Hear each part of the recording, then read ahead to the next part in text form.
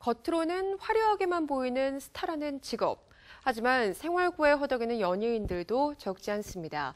연예인이기에 어쩌면 더 주위의 시선은 물론 현실적으로 어려움에 처하는 이들의 생활고가 더 큰데요. 자세한 내용을 전해드리겠습니다. 함께 보시죠. 최근 서태지와 아이들 출신 이준호가 억대 사기 혐의로 피소돼 충격을 안겨줬습니다. 2013년 말쯤 A씨에게 일주일 안에 상환하겠다고 약속하고 1억 원을 빌렸지만 1년 6개월이 지나도록 갚지 않은 혐의를 받고 있는데요.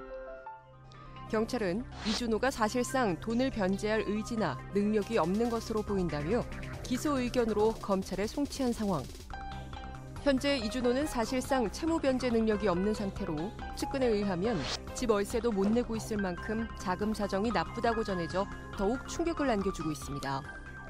여러 지인들을 통해서 집 월세도 내지 못할 만큼 재정 상황이 안 좋다라는 이야기들은 흘러나오고 있는데요. 아직 이준호 씨가 어떤 입장인지 또 어떻게 채무를 갚을 것인지에 대한 공식 입장은 나오지 않은 상태입니다. 최근 몇 년간 생활고를 겪었던 것으로 알려진 이준호. 문제는 바로 새로 시작한 사업 때문이었는데요.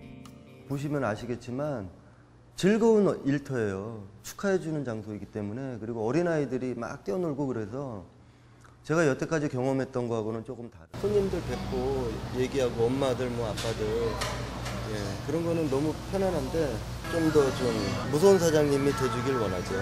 그게 우리 전체가 사는 길이라고. 돌잔치 전문홀 사업으로 제2의 인생을 시작했던 이준호. 하지만 영업이익을 내지 못해 결국 투자금을 갚지 못하는 문제가 발생한 것으로 전해지고 있죠. 너무 좋습니다. 이제 결혼식 하는구나. 정말 많이 와주셔서 이제 정말 떨려요, 이제. 무려 23살 연하의 아내를 맞아 화제를 모으기도 했던 이준호. 또한 그는 현재 세 아이의 아빠이기도 한데요. 결혼과 함께 한 가정의 가장이 되면서 그의 재기를 응원했던 팬들. 그의 이 같은 피소 소식과 생활고에 안타까움이 이어지고 있습니다. 그런가 하면 최근 SBS 드라마 애인 있어요에 출연 중인 배우 공영진.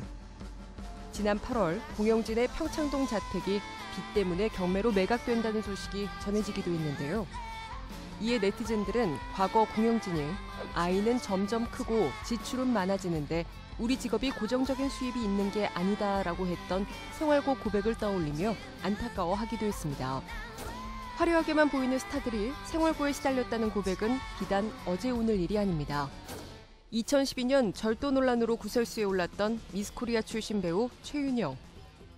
지난해 월세를 못 내 피소됐다는 소식이 전해지기도 했고 트로트 가수 금잔디 역시 무명 시절 생활고로 자살까지 생각한 적이 있다고 고백한 바 있는데요. 이렇듯 스타들의 잇따른 생활고 고백은 안타까움을 자아내고 있습니다.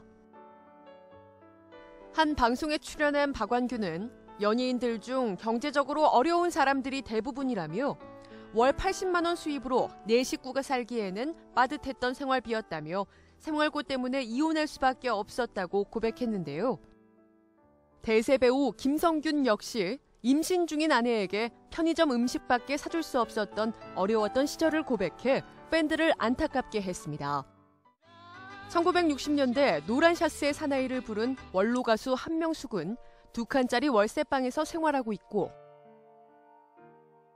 생활이라는 건 일단 저는 수급자로 돼 있어요.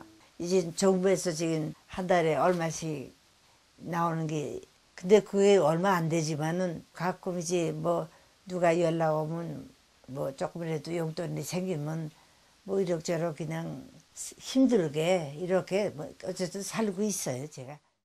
2001년 서태지와 아이들의 컴백홈을 패러디한 컴백홈으로 데뷔해 패러디 음치 가수로 많은 사랑을 받았던 이재수는 대중의 관심이 떨어지자 자연스럽게 생활고에 시달리게 됐는데요. 어떤 것까지 해봤냐면 이제 노래를 하니까 땜빵을 했었어요. 땜빵. 아는 형한테 얘기를 해서 형 너무 힘들다. 생활고 진짜 집에 쌀이 없다. 땜빵 좀. 그러니까 라이브 카페에 가수가 이제 뭐 무슨 일이 있어서 1시간 땜빵이 나잖아요. 그럼 가는 거예요. 그 받는 돈이 있잖아요. 황당해요.